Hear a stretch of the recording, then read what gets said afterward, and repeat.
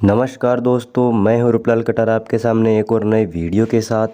दोस्तों, राजस्थान की हिस्ट्री चल रही थी अपनी, और राजस्थान की हिस्ट्री में हमने राजस्थान की प्राचीन सभ्यताएं, मेवाड़ राजवंश, गुर्जर प्रतिहार और राठौड़ वंश और आमेर की क्लासें कल तक पूरी कर दी थी हमने। और आज हम स्टार्ट कर रहे हैं चौहान वंश के बारे में। चौहान वंश की उत्पत्ति, चौहान वंश में कौन कौन से शासक हुए, उन सब के बारे में अध्ययन करेंगे। दोस्तों, वीडियो के अंत तक जरूर बने रहें। हम पढ़ने जा रहे हैं चौहान वंश। चौहान राजवंश, सांबर के चौहान राजवंश।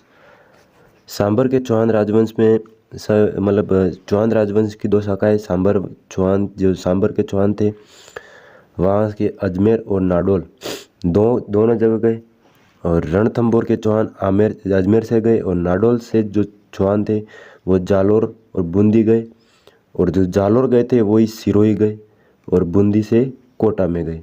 यानी चौहान वंश की मूल एक मेन शाखा है वो सांबर में है, जिसे सपाद लक्ष भी कहते थे प्राचीन काल में।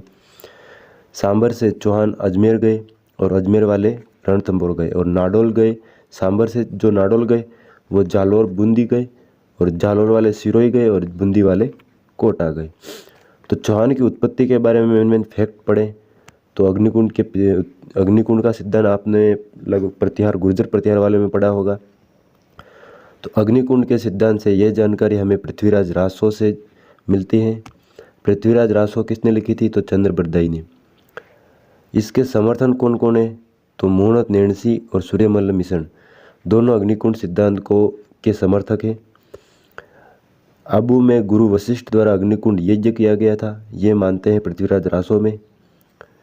प्रतिहार, परमार, चालुक्य और चौहान चार क्षत्रिय राजाओं या राजपूतों की उत्पत्ति मानते हैं। चार प्रतिहार, परमार, चालुक्य और चौहानों की, वो अग्निकुंड के सिद्धांत से, ये चंद्रबरदाई से है। और विदेशी जो कर्नल जेम्स टोड हैं और स्मिथन और विलियम कुक, ये तीनों विदेशी इतिहासकार हैं, ये इन्हें विदेशी मानते हैं।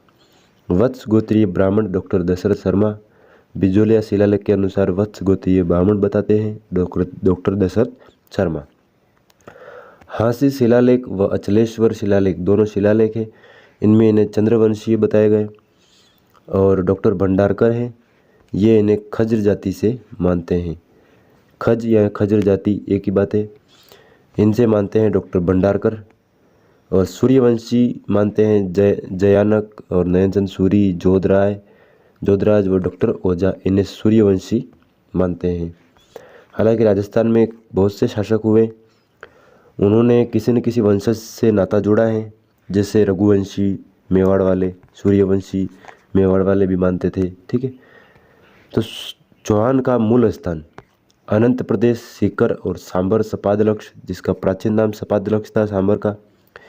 बिजोलिया शिलालेख के अनुसार सांबर का नाम सपादलक्ष, अनंत प्रदेश सीकर को कहते थे। हर्षनाथ शिलालेख के अनुसार अनंत प्रदेश।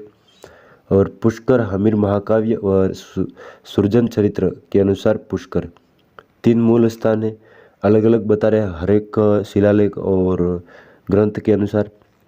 तो सांबर के चौहान पढ़ेंगे हम, इसके बाद अलग अलग शाखाएं जितनी भी हैं चौहानों की वहाँ तक पढ़ने की कोशिश करेंगे। तो वासुदेव चौहान, चौहान व राजवंश के संस्थापक, आदि पुरुष, मूल पुरुष कहा जाता है इनको, वासुदेव चौहान को। स्थापना 551 ईस्वी में सांबर या सपादलक्ष नामक स्थान पर चौहान वंश की स्थापना की थी, ये बिजलिया शिलालेख के अनुसार। सांबर झील का निर्माण कराया था इन्होंने। चौहान राजवंश के जो राजधानी थी अहित छत्रपुर, वर्तमान नागौर को रखा गया। बिजोलिया शिलालेख के अनुसार वासुदेव चौहान ने सांबर नामक झील का निर्माण करके चौहान राजवंश की स्थापना की थी। बिजोलिया शिलालेख समय काल है इसका 1170 ईस्वी का है। रचयिता गुणभद्र, बिजोलिया के पार्श्वनाथ मंदिर के पास मिला है, और जैन श्रावक लोलाक ने लगवाया था इसको। इसके बाद वासुदेव चौहान के बाद शासक बनते हैं दुर्लभ फर्स्ट, यानी दुर्लभ राज फर्स्ट। प्रतिहार शासक वत्सराज का सामंत था ये, यानी वत्सराज था जो प्रतिहार शासक था, उसका सामंत था दुर्लभ राज फर्स्ट। त्रिपक्षीय संघर्ष हुआ था प्रतिहार पाल राष्ट्रकूट के मध्य, तो दुर्लभ राज ने प्रतिहारों का साथ दिया था। त्रिपक्षीय संघर्ष में। इनके बाद शासक बनते हैं गुहक प्रथम। दोस्तों मेन फैक्ट पढ़ेंगे हम एग्जाम में आने के लायक, बकवास चीजें नहीं पढ़ेंगे, ठीक है। गुहक प्रथम गुर्जर प्रतिहार शासक नागभट्ट द्वितीय का सामंत था ये।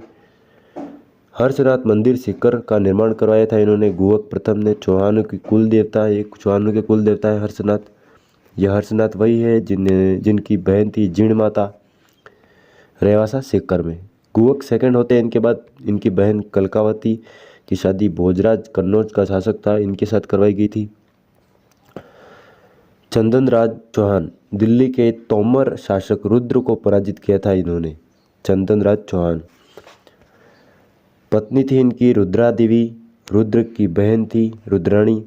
अन्य नाम था इनका रुद्राणी का आत्मप्रभा। ये वही रानी है जो शिव भक्त व योग क्रिया में निपुण थी।